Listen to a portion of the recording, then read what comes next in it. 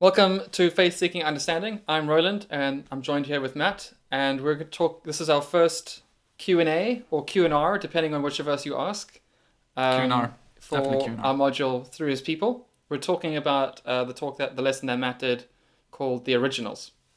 And so we're going to go through some questions for that. Just a preface from my side. I've got a baby, so if you hear some funny noises in the background, then that might be why. That's just part of the joys of doing this all in lockdown, where we're having to work from home. Yeah, I mean, this is new. This is all new for us as well. This is actually fun fact. This is actually our second recording of this Q&A because we are busy learning how to use Zoom. Yeah, we duffed it the first time. Okay, so I think we can just jump right in. So the first question came. You were Matt. You were talking about Adam and Eve and how Noah, Abraham, Israel, and Jesus are all new Adams, and how that sort of progresses the biblical story. And so this question came in from one of our listeners. It said, if Adam is the archetype of the men of God, or however you would summarize it in the Bible, is Eve an archetype for females? As in, are there similarities in language and action between people like Eve, Sarah, Rahab, Ruth, Esther, Mary, or whomever? Yeah, cool. So I mean, maybe just from the get go, it's worth noticing how the different characters are introduced. Eve isn't actually given that much space in the narrative when they're introduced. It begins with just introducing us to Adam and a problem that Adam has this job to do to fill and subdue the earth, to work and to keep the ground. The way that's put in 2:15. Um, Working to keep the land, I think, actually, sorry. And He is alone. There was no suitable helper found for him. So we meet all the animals. They're all kind of sort of paraded in front of him, and he names them all, and you kind of get it's sort of exposure to all of the options, and just none of them seem to work. So by the end of it, we God puts Adam to sleep, and we meet Eve, who's made out of him as his helper. Now, the Hebrew helper maybe isn't the most helpful word. Um, See what you did we there? the Hebrew is Ezer, which a lot of scholars have pointed out is often a word that's used of God elsewhere in the Old Testament. It's used of talking about him as almost like military reinforcements, the one who without whom the battle would be lost. It's kind of wartime imagery maybe, or it's not. I don't think it so much has connotations of assistant or servant as much as it does. Um, uh, what was the word I'm looking for? Compliment Compliment? maybe. Yeah, compliment, which comes up later. Completion? Which comes up later. Yeah, completion. There we go. Um, Compliment comes up later in the same chapter. So uh, the Holman has complement. I forget what the other translations have there. The Hebrew there is kenegdo, The which Holman is has complement where some of our translations will say like helper. The Holman no, will no, say no, complement no. there. It's a little bit Oh. further down. Let's actually just take a look here. But the word that's translated complement is kenegdo, which is literally neged, which means opposite, and k, which means like. So Ah. one like opposite him. So I quite like the Holman's translation for that is complement. Um, let's just take a look here. So maybe I should just pull up a Holman, and that will give us the answer. It's 2 verse 18 as his, yeah, there we go, helper as his complement. Whereas the make a helper suitable for him. That's what the NIV has. I think ESV has something similar or the same. Yeah, a helper fit for him. That's the idea. That's completion is the word that I was looking for that you gave. It's that together they need to do this. The most helpful explanation I've come across for this is that woman isn't created to serve man, but that woman was created so that together they can serve God. There's not a whole lot that he can actually do by himself. He actually needs her for them to do the job together. I mean, that you get a sense of that already in chapter 1, where the job is to be fruitful and multiply, to fill the earth and subdue it. It takes both of them.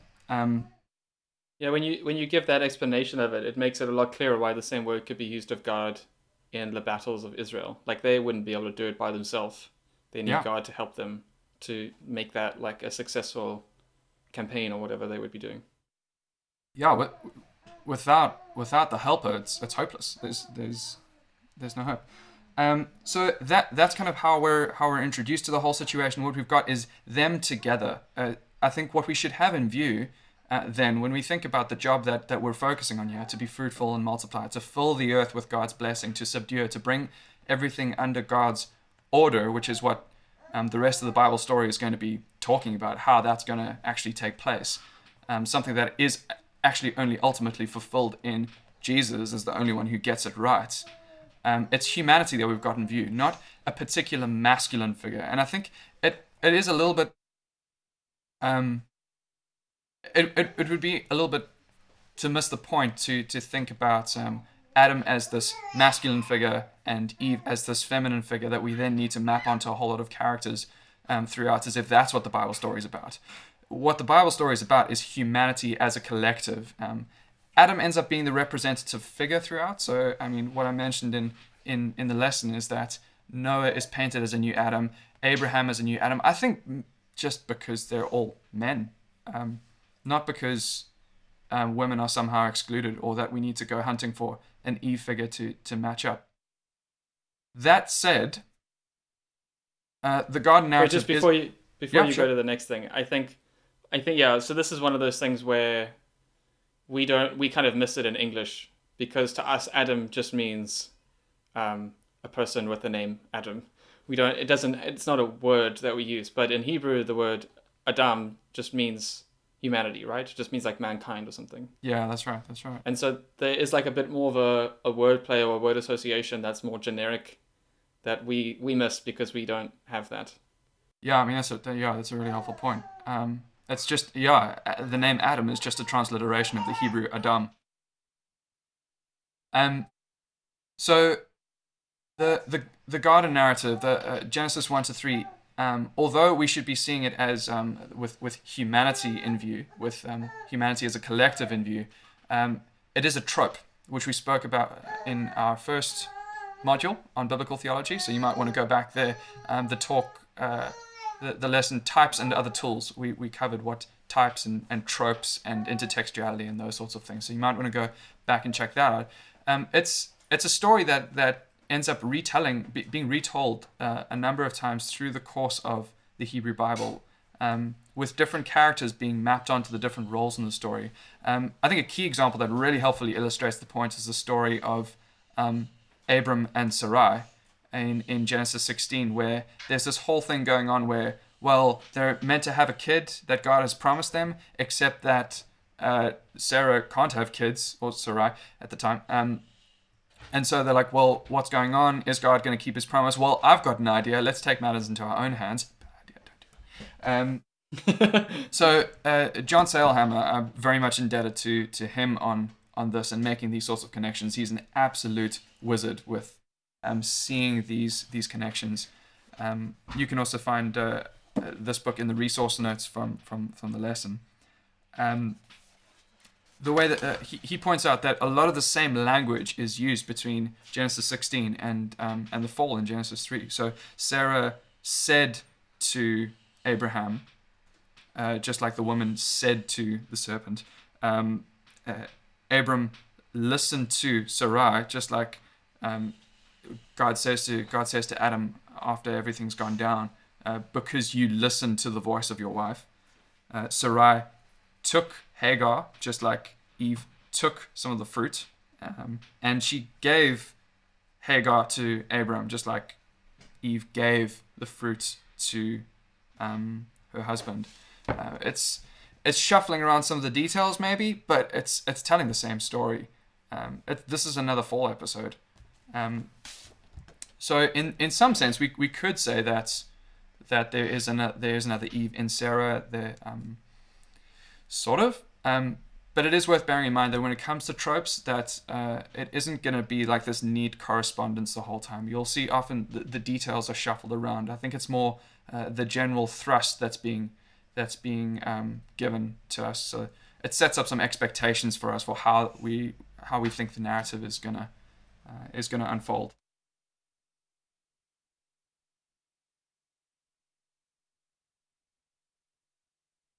There was something else that I was thinking of.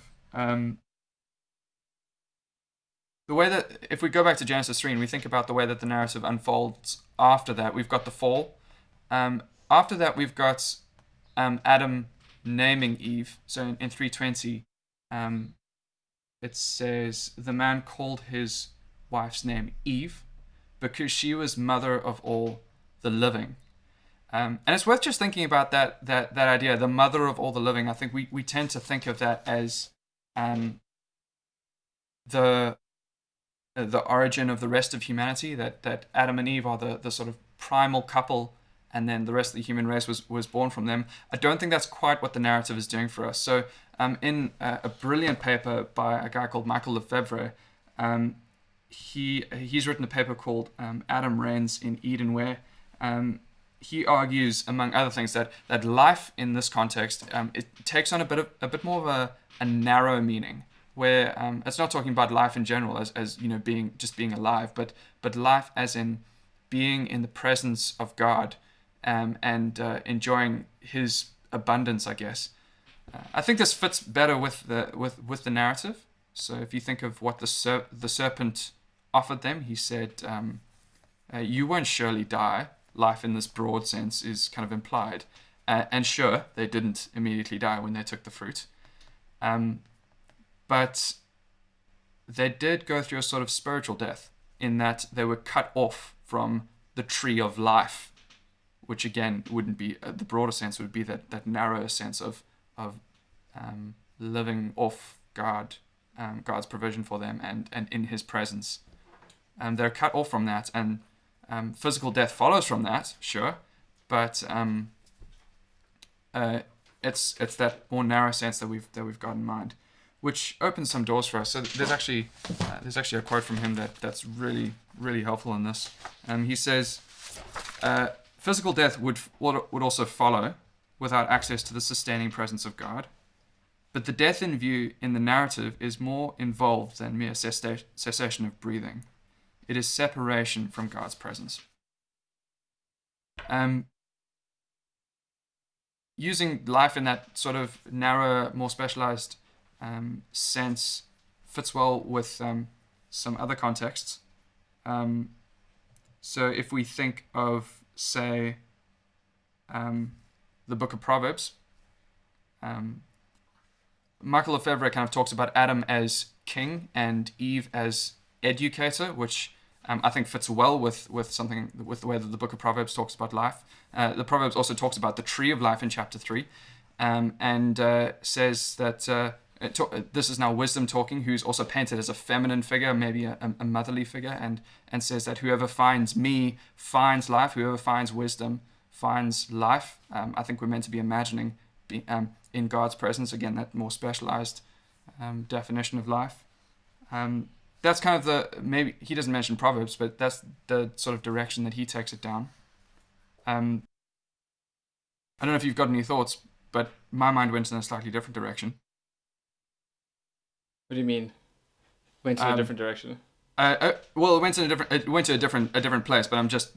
Do you have anything that you want to jump in on before I go there? I don't know how to make the connection myself, but like it seems to me that if you wanted to connect Eve to any sort of woman figure that played an important role in salvation or something, you would have to connect it to Mary, Jesus' mother, as the sort of giver of the life of God in human form or something. And I think that's where we go. So that is where my mind went. So to maybe Isaiah, which talks about the virgin would conceive and give birth to a son. They would call him Emmanuel. There's some controversy about whether it should be virgin or not in Isaiah, but it certainly is in Matthew, who picks up this prophecy, to say that she's going to have a son who would be called Emmanuel, and then Jesus is born and nobody ever calls him Emmanuel. So what's going on there? But the symbolism that's there, that this is a king who is God with us.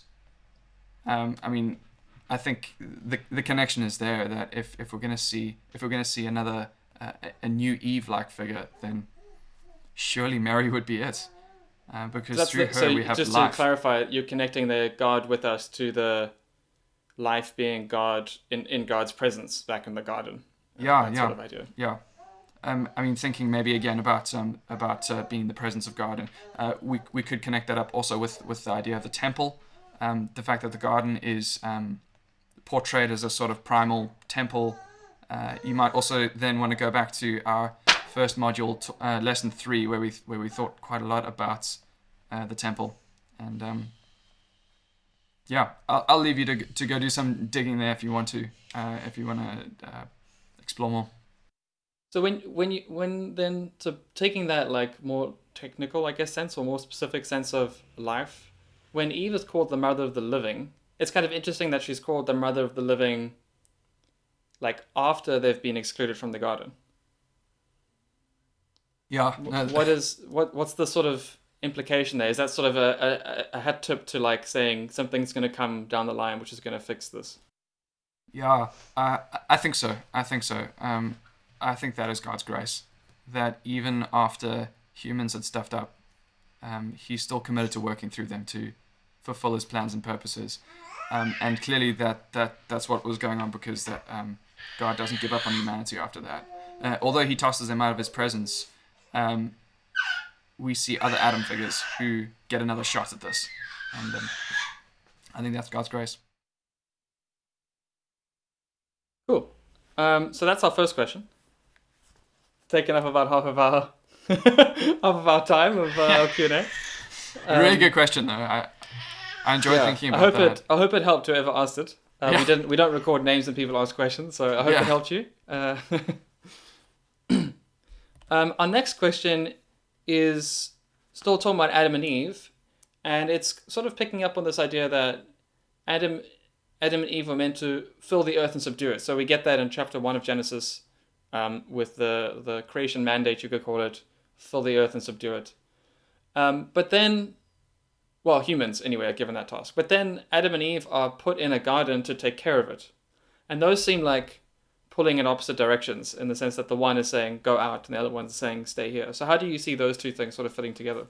Yeah, no, I think they go hand in hand with the command to be fruitful and multiply.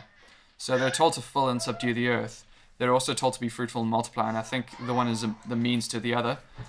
They are meant to work and to keep the garden, but I think the way that Greg Beale talks about it, I think has been the most helpful for me, that they're meant to expand the borders of the garden to encompass the whole earth. And I think that's an idea of spreading and filling the earth with God's blessing, and the garden is the place where that was most abundant. And they would need to have more people to do that. So the command to be fruitful and multiply is a command to make a staff team, I guess. I don't know. So the garden is something that's meant to grow over time. It's not meant to stay fixed, I guess, because in that sense it's interesting. It's like it's not like a temple in that sense, right? Like the temple in not like the Israelite temple, because that was like a fixed building. It did get bigger, sure, but it wasn't like meant to like grow indefinitely. Whereas I guess the garden that's where you're picking up on the idea of it being a living thing, like a garden being like full of life and able to grow and spread and stuff. Yeah, I think that's a powerful image though of the fact that, I mean, when you think about the temple, and yeah, sure, it was limited to space, but not only for practical reasons, but also because people couldn't be in God's presence.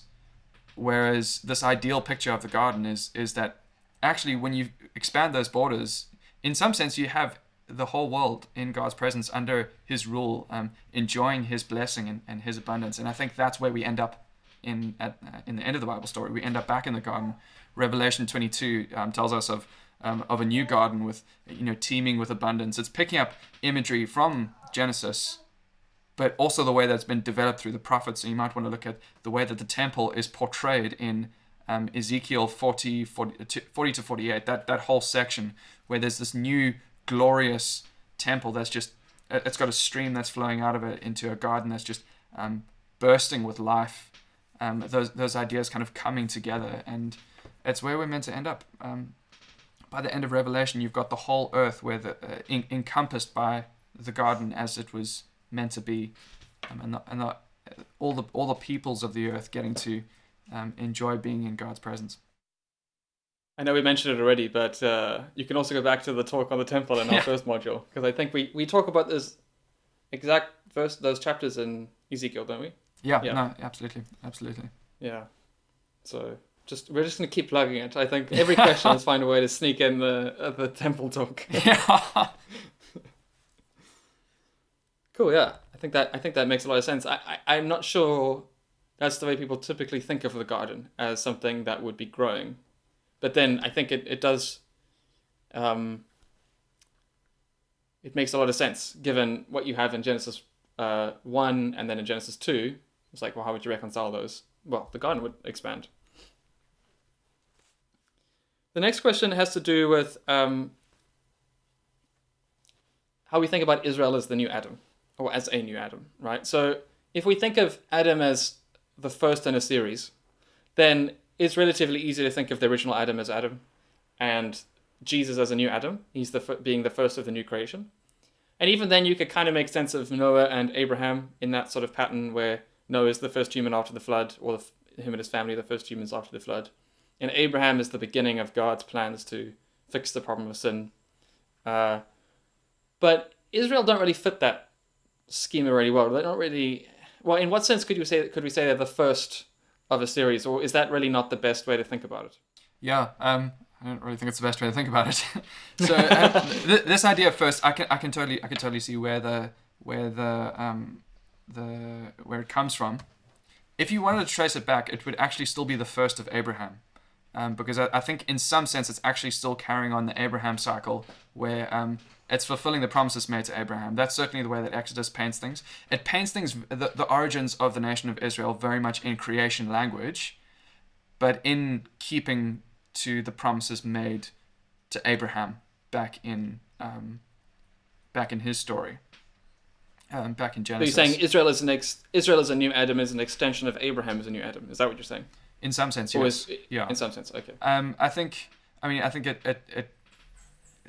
there's enough to talk about. We could talk about them as their own entity in a sense, but when we get to the kind of the origins of Israel in the beginning of Exodus, as a more established nation, it's couched very much in creation language. It's also couched in covenant with Abraham language. We see that in the opening chapter of Genesis already. Of Exodus already. The fact that they multiplied exceedingly, or that they were exceedingly fruitful. Very fruitful. There's a phrase in Hebrew there, ma'od, which just means very, very, or something like that. Ma'od means very much, and that same phrase. I mean, I don't know how common it is, but it's there in Genesis 17 when it's talking about the fact that God is going to make Abraham very fruitful, or ma'od fruitful. It's picking up strands from that. It's explicitly mentioned later on when it says in chapter 2 that God remembered his covenant with Abraham, Isaac, and Jacob. It's also very much couched in the Noah cycle, in the Noah story, that God is rescuing his people, which also we noticed is abundantly full of creation language. Anyway, this is all beside the point. We just jumped down a rabbit hole. Where we're actually wanting to go is to say, well, yeah, okay, we can talk about them as a new Adam, as their own entity in some sense. What we do want to point out, though, is that when we're talking about them as a new Adam, we're talking about the commission more than we are the origins. We're talking about the fact that they're meant to be God's representatives in some sense. I think that's what we get in Exodus 19. That God says, all the nations are mine, but you guys in particular, you'll be a kingdom of priests, a holy nation, my treasured possession. You out of everybody. In Isaiah, that's picked up to say that you were meant to be a light to the nations, a covenant to the people, the one through whom all the nations would come to know God, the one through whom all the nations would be able to receive God's blessing, the one through whom God would fill and subdue the earth, would expand the borders of Eden in some sense, I guess. They didn't do that, which is what Isaiah is saying, and something that we're going to pick up a little bit more in week 5 when we think about the servant figure. But those are the resonances that I think are meant to come out there. That's what we're meant to be seeing. So the essence of being the new Adam isn't being the first in a series of some kind. The essence is that commission to be fruitful and multiply primarily, and not just to like have lots of children, but primarily in the connection of the world with God. Yeah, to fill and subdue, to be the ones through whom God's blessing will spread to the whole world. Right. Yeah. To all the nations of the earth. Yeah, that's good. Thank you. That's helpful. Yeah. Okay, so the next question is, I've already forgotten what the next question is. Yes. In your talk, you said this. What we'll see is that humanity in general is in view as God works to recover true humanity, lost at the fall. So this word "lost," I think, is where the question really is coming from. So, in what sense is true humanity, lost at the fall? Like, are we not still image bearers after the fall? God's image bearers after the fall, or is that something that we are we not today image bearers of God, or is that still something that continues? And then, if it is, what do you mean by lost when you say that in the talk? Yeah, lost. Lost maybe isn't the most helpful word if we're thinking kind of like an on-off switch. Like, are we made in the image of God or not? And is that something that was just tossed out the window altogether when sin came into the picture? Or I don't think it was. I think it was tainted, certainly, but it wasn't lost altogether. If we think about what it means to be made in the image of God, which is something that we thought about in the lesson, it primarily comes down to the vocation. God blessed humans and made them in His image and gave them dominion over the rest of the creatures of the earth, and then gave them that commission in line with that dominion. And what that was meant to achieve, which I think is what we were talking about in the previous question, is to fill the earth with God's order, to fill the earth with God's blessing, to bring everything under God's rule and to enjoy His abundance. And when we chase after idols, when we chase after things that are not God, when we serve the creation rather than the Creator, which is very much the language of Deuteronomy, it's the language of it's what Paul picks up in Romans, in the Psalms, in Isaiah. When we serve the creation rather than the Creator, we can completely take things in the wrong direction. So when you say lost, you mean like we've lost out on like the ideal version of, like it's a, what could you say, corrupted version of it? Yeah, I would say so. We're not doing properly. I think that makes sense, particularly if you think of the vocation as like in relation, like if you think of it as like someone taking care of something, and it's like now you've sort of damaged that relationship. You can still continue taking care of it, but there's something that's like sort of made it not as great as it could be. I guess we definitely wouldn't want to say we've completely lost the image of God, because even a few chapters later with Noah, God will say, he'll talk about murder and say that like murder is a really important, like a serious thing to do because man is made in the image of God. Yeah, 100%. So yeah, okay, yeah. I think it's worth bearing in mind that the way that we spoke about the image of God in the lesson was that it chiefly has to do with that dominion, which is misdirected, and so we're not living as image bearers if we're going in the wrong direction. Image bearingness is very closely related to worship,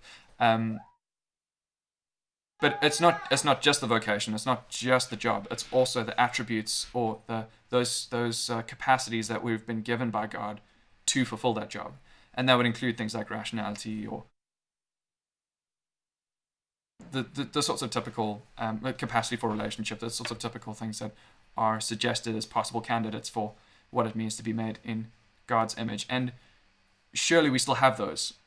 They don't maybe function as well as they should, and they're again not directed in the way that they should be. But a lot of those are still intact, at least to some degree. Yeah, that's good. Okay, so now we're coming to the last question. Ooh, we're doing well. And this is actually, so it's continuing on the theme of talking about the image of God, right? So when you were when you took us to Romans in the lesson, a word that came up a lot wasn't so much the image of God, but the glory of God, or the glory of the children of God, or the glory of Christ. And that was connected with Christ having reestablished everything and having fixed everything, made it a little bit better. So then the question is, how does the glory of God, or that glory that Paul is talking about, relate to the image of God that we sort of corrupted at the fall? Yeah, I mean, it's right in the beginning in chapter 1 there, he's got those two ideas side by side, where he talks about creation and serving the creation rather than the creator, and how that's ultimately a forfeiting of the glory of God. That's picked up in Romans 3 in summary. Chapters 1 and 2 kind of show how the Gentiles are guilty of that, the Jews are guilty of that, everybody's guilty of that, and he sums it up in Romans 3:23 that all have sinned and have fallen short of the glory of God. And I think what we're meant to take from that is that it's humanity that's not living the way that they should, but maybe even stronger, that humans aren't behaving like humans. I think there may be two ideas here. The one comes from the Temple Talk, which you can go check out in our Good first job. in our first module, lesson number 3, where the glory of God is often the way that God's presence is spoken about. That's certainly the way it's spoken about in Exodus. So if you think about the way that in Exodus 40, the glory of God descended on the tabernacle, and Moses couldn't enter it now because of the glory cloud. And that's the temple is something that's prefigured in Eden, where Adam and Eve actually got to enjoy God's glory in some really full sense, because they got to live in an unhindered way with God. And so that's part of what it means that we're having the glory of God restored for humanity, that we actually once more get to live in God's presence. When we bring worship together with that, Greg Beale, in this here book, We Become What We Worship, that is entirely the point that he makes, that what we worship is, well, what we become like. So if we're worshiping God, then we'll be reflecting God in some really important ways. And he quotes a scholar called Morna Hooker, and I think it's just worth reading what she says, because I think it's brilliant. So this is what Morna Hooker says. Man did not only exchange the worship of the true God for that of idols, he also exchanged intimate fellowship with God for an experience which was shadowy and remote, and he exchanged too his own reflection of the glory of God for the image of corruption. Paul does not say that man ever lost the image of God, though. He regarded it as being almost effaced. The things which man did lose were the glory of God and dominion over nature, which were associated with that image. And he lost them when he forgot that he himself is the image of God, and sought to find that image elsewhere. In so doing, he took on the image of corruption and became subject to death, thus obscuring the fact that he was originally created in the image of the incorruptible God. By living the way that God intends us to, we're actually reflecting God in some really important ways, and reflecting his glory in particular ways. Yeah, what you're saying there, I mean, sorry, this is just like an aside now, but I was recently doing some work in Romans, and they were talking about Paul's use of Isaiah in Romans. And it was the first time I like really understood, I think, well, you can correct this if it's wrong, because I know you've done work in Isaiah recently, but It's the first time I really understood that thing in Isaiah, that the theme in Isaiah where he says like, be ever hearing but never uh, perceiving or something, be, Yeah, or that's never right. That's right. understanding, be ever seeing but never perceiving, and so on. Yeah, yeah, And he was saying like it's tied up in the critique, the general critique of Isaiah that you become what you worship. yeah, And so they were turning to idols. And so God was saying, fine, become like the idols that yeah, stand there and can't walk or, can't understand anything, can't see yeah. anything. Like that's what you're doing to yourself by turning away from God. Yeah. And it's even cooler than that. That what Isaiah's doing, and that's spot on. But what Isaiah's doing is riffing off the same idea in Deuteronomy, and Paul is picking up both of those, I think, in Romans. Um, yeah, the same sort of language is also there in Deuteronomy 4, in Deuteronomy 28, I think. Um, yeah, we become what we So, worship. okay. So how does that help us connect the glory of God in the second sense that you're talking about? So the glory of God in the first sense you're talking about was a way of speaking about his presence. Like we get to be in his glory, Yeah. and access him. But the glory of God in the second sense you're talking about now is when we almost reflect God in a way. When we're his representatives, which is what being made in the image of God Being an means. image. Okay, cool. It's Okay, being, so in that sense, glory of God is then being an image well, yeah, almost. yeah, Yeah. yeah. I reckon so. So that would be akin to, I guess, what we could say today when a child makes their parent proud or something. And so then they're representing the family well or something like that. Would that be a good analogy? Yeah, no, I reckon so. Okay, Yeah, cool. no, I think that's really helpful. It it it's your actions actually say something quite meaningful about your parents in that um, situation or And that scenario. Jesus, it's interesting that Jesus sort of achieved both of those kinds of glory. I mean, the reason I focus on Yeah, this is yeah, because the word glory is super. It's a word that we super do not use today, right? sure. Like even like there's some words that we use that the Bible uses that we kind of use, like honor. We don't really know what honor means, but like Maybe not in their we sense. at least still use it. But like, how many times have you heard the word glory said outside of the context of speaking about the Bible? Yeah, yeah, Um, totally. so, well, I guess there's the movie Blades of Glory, so there's that. But that's not really. Um, so, in a sense, Jesus achieved both of these for us, right? Even, I mean, not in a sense. Jesus achieved both of these for us in a Yeah, way that they weren't achievable before. The image one is kind of obvious in the sense that he's undone the fall. But even in the case where we have presence, or we have access to the presence of God, I think Paul in 2 Corinthians talks about how, the glory of God was there with Moses in Israel, but it was like almost behind a veil, like it had to be veiled. Whereas with Jesus now, we don't have to hide away from it or anything. We can just like sort of run towards it. It's like this thing that we're like pursuing now. And we're yeah, free to do that because of the cleansing of sin. yeah. No, totally. That's the picture of Jesus being the new humanity. He's welcomed us into that new creation, which finally finds its culmination in Revelation 21:22. But it is spoken of in really powerful language in Romans 8, where the idea of creation and glory come together to show how Jesus is the new creation. He's bringing in that new creation, and that we as fellow heirs with Jesus, as God's people, get to share in that too.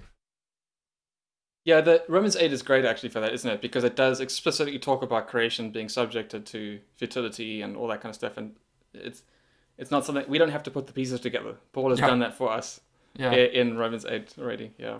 yeah, totally. Cool. I think that's all we got time for. So that's 5 questions. So thank you for joining us on our first Q&R Q&R. video. We hope it was helpful to you. Do keep your eyes posted on the Faith Seeking Understanding YouTube channel or website. You'll see these modules, the lessons for the module come out each week as we go. And if you want to post a question for any of our upcoming talks, you can do that in the week. So we post a talk on a Tuesday, and you have until the Saturday to post any questions you have, and then we'll answer them in a video like this. Great. See you next time.